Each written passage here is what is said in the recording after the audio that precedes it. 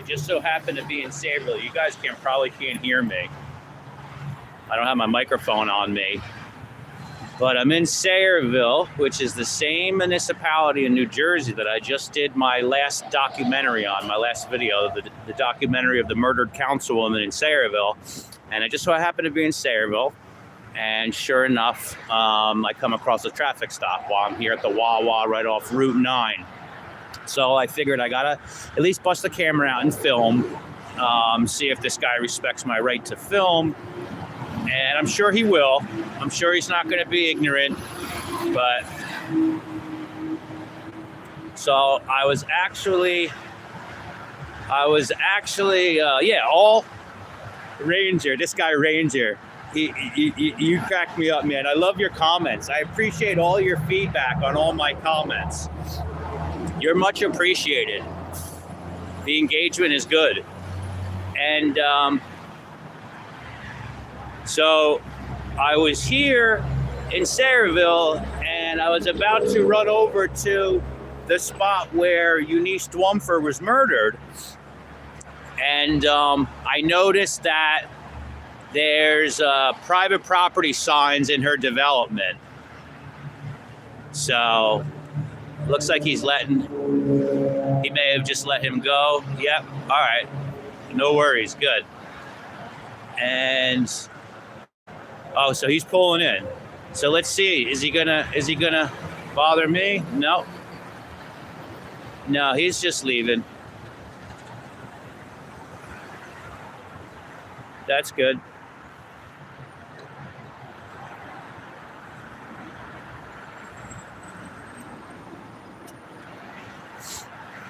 That's good. So I suspect that I'm probably on the Sayreville police's radar now that I made that documentary about the murdered councilwoman. And like I said, I was going to go film and show you guys the location of where the councilwoman was murdered. But unfortunately, there's private property no trespassing signs, which were not there before Eunice was murdered.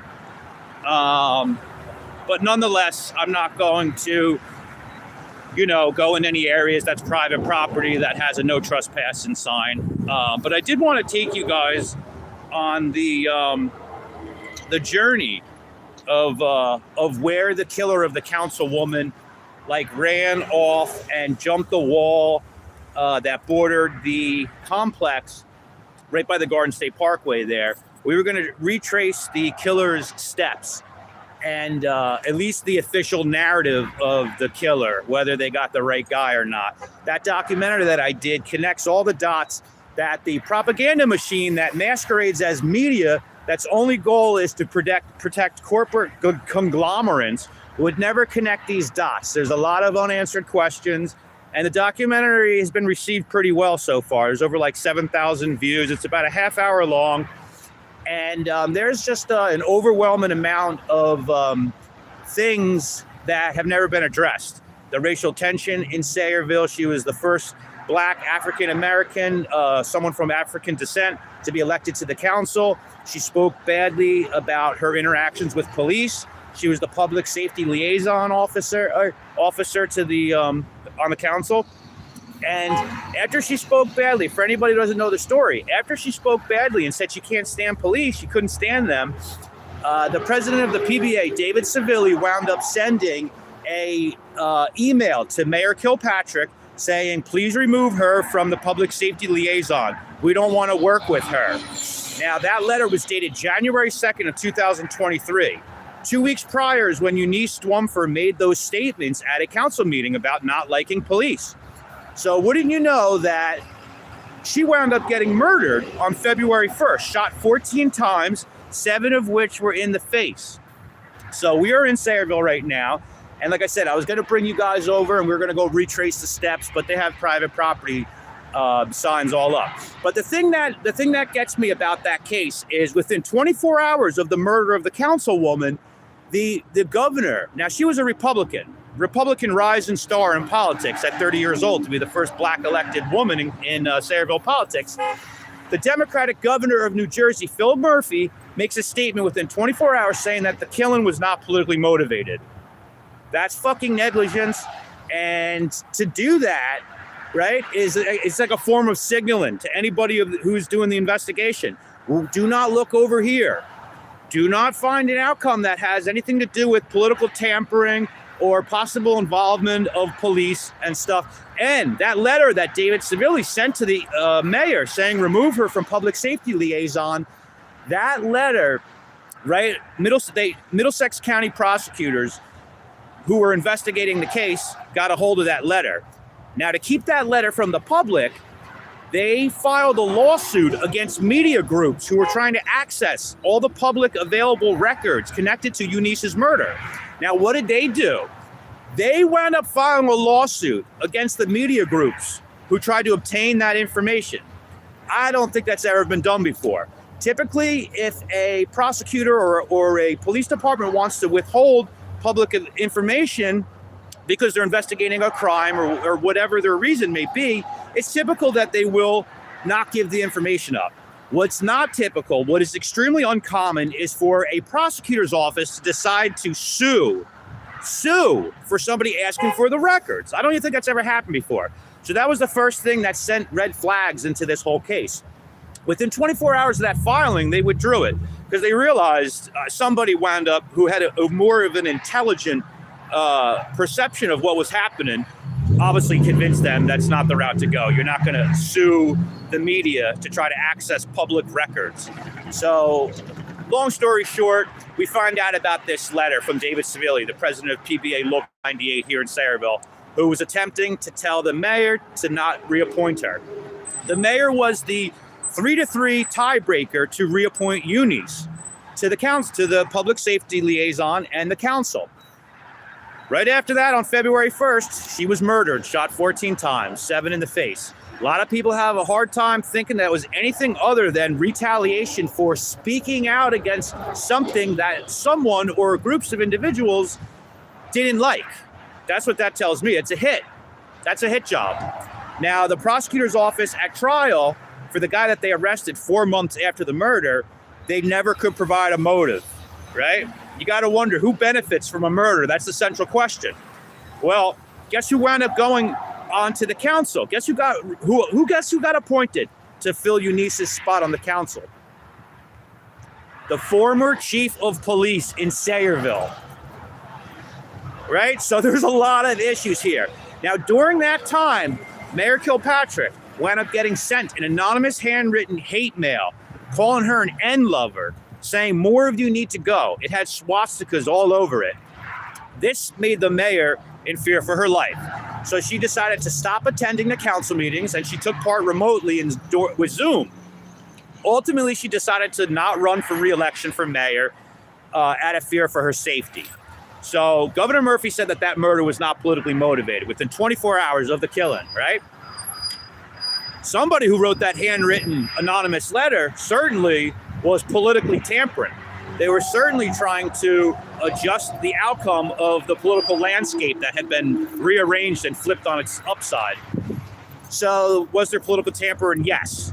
Was there political motivations to have different outcomes for that murder? Yes, absolutely. So Governor Murphy, I wonder if she was a Democrat, if Governor Murphy would have came out with those statements so quickly. But something's up. They're hiding something. I agree, Sly Shy. They're definitely hiding something. What's up, Randall? Good guy activism. What's up, brother? Hit the like button. Yes. Thank you, good guy. Hit that like button, please, guys. It helps push the algorithm. And if you guys have not watched that documentary, I suggest that you watch it. It's very important because the mainstream media was not going to connect these dots. They were not going to step on the toes of the police and the township. Now, the mayor also, I don't want to forget this. The mayor spoke out to the news, NJ12, and said that she was uncomfortable that the same people who were investigating Eunice's murder were the same people who wanted her off the council, wanted her off the public safety liaison position. So she made statements saying that she was nervous about it all. David Sayreville, the same guy, the president of the PBA, who sent that letter asking for her to not reappoint Eunice, he wound up filing a lawsuit against the mayor for defamation, even though she never even mentioned Sayreville by name. So we're digging into this. We're trying to find the answers to these questions that still remain to be unknown. I recently put in a public records request for the handwritten letter to Middlesex County's prosecutor's office. I put the request in.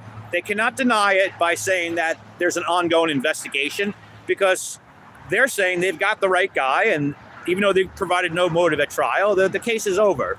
So there should be no reason to give me that handwritten letter, a copy of it.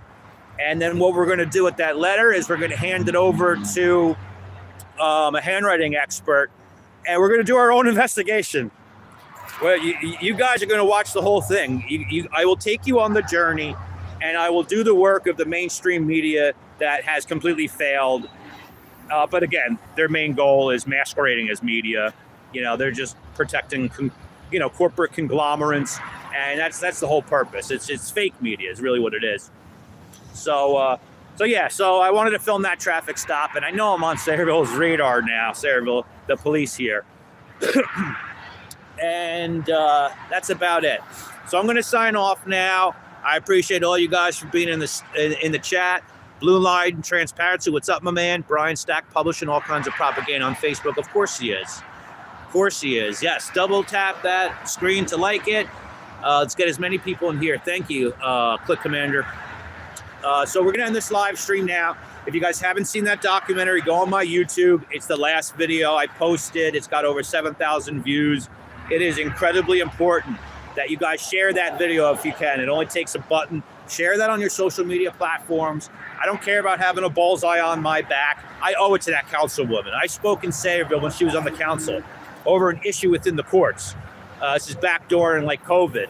They sent me something from court. They never gave me the Zoom ID number to access my court case. They said you had to register your email with the courts. Well, I didn't know that. And the day of my court date, I went to court, and I figured they got to at least have the thing on the bulletin board that has the Zoom number and the passcode to get into the online court. They didn't, because they don't even want the general public to watch court. They want you to be on the docket. You know how that whole thing works. So I was physically in the courthouse, and I got marked down as not present during court. So I figured I'm going to go to the Sayreville council meeting, and I'm going to speak about this. Wouldn't you know, the only person that had my back on that council was Eunice Dwumfer, right? So, her death, it's always been in the back of my mind, and her memory has always been in my heart. She was there to help me, and I want to be there to help her. So please share that story, and we're going to do our best to get to the bottom of all these unanswered questions. Everybody take care. Enjoy your weekend. It's freezing. I'm getting back in my car. I love you guys.